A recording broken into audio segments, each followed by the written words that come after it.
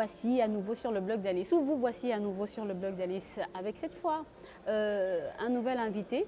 Vous savez que nous sommes dans le Sifflet, c'est-à-dire le Salon international des femmes leaders d'Afrique et d'ailleurs inspirantes.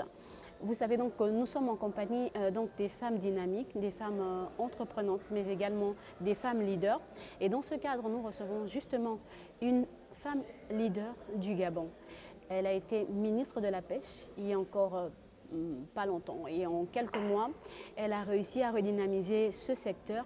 Nous allons peut-être évoquer cela, mais pas trop, parce que nous ne sommes pas dans le politique, vous le savez, sur le blog d'Alice. Nous sommes seulement intéressés par les portraits qui nous présentent cette autre image du Gabon et qui nous présentent cet autre visage, je préfère dire, du Gabon.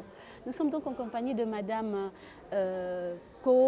Linde Koho, qui va mieux se présenter tout à l'heure. Je préfère que ça se passe ainsi, et vous le savez que c'est toujours ainsi dans le blog d'Alice. Juste vous dire que c'est une femme dynamique, entreprenante. Nous allons donc en savoir un peu plus sur elle. Le temps pour nous de lui dire bonjour et lui souhaiter la bienvenue sur le blog d'Alice. Madame le ministre, bonjour, bienvenue. Bonjour, merci également de m'inviter dans ce blog que j'ai suivi une ou deux fois. C'est une opportunité. Désormais, oui, je le promets. De toute façon, je vais faire un tour et je voudrais encourager en fait cette initiative déjà de permettre d'être présent dans les réseaux sociaux et de pouvoir donner le meilleur que notre pays offre, notamment en termes de potentiel humain, mais également en termes de richesse dans d'autres domaines. Merci Madame le ministre. Vous participez donc à ce Sifflet, ce salon international. Déjà recueillir votre impression à quelques jours déjà depuis le démarrage de l'événement. Il faut saluer l'initiative de Madame Oué, une initiative qui vient en fait corroborer l'opinion que nous avons que la femme gabonaise a pris conscience de sa décision de prendre en main son destin. C'est une initiative totalement louable. J'ai pris part déjà à d'autres salons organisés par d'autres femmes leaders et à chaque fois je suis toujours impressionnée et rassurée en même temps de me rendre compte qu'en fait on tient le bon bout.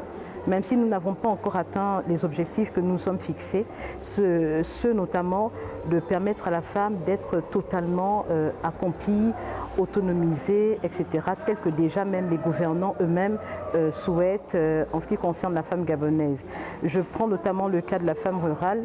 La question de l'alphabétisation est une question prépondérante du fait qu'à partir du moment où une femme n'a pas eu accès ou l'opportunité d'accéder à l'éducation, même pour ce qu'elle aimerait pouvoir faire, elles se sont souvent confrontées à quelques handicaps. Aujourd'hui, nous nous rendons compte que grâce à cette société civile dynamique et ces femmes qui ont décidé de prendre en main leur destin, certains obstacles se voient de plus en plus être remis à plat. Et c'est une très belle chose. L'opportunité de ce salon organisé donc par Madame Oué m'a permis également de me rendre compte qu'il n'y a pas que le Gabon, il y a également toutes les femmes africaines et même hors de l'Afrique qui se sont retrouvées au Gabon. Libreville est donc la capitale aujourd'hui de la femme leader pendant pratiquement une semaine. C'est ce qui va se faire. C'est une fierté d'être gabonaise aujourd'hui, de savoir qu'on abrite ce salon qui a débattu de plusieurs thématiques dans le cadre de cette autonomisation pragmatique de ce que nous, la redynamisation de tous ces secteurs que gèrent ces femmes de part et d'autre.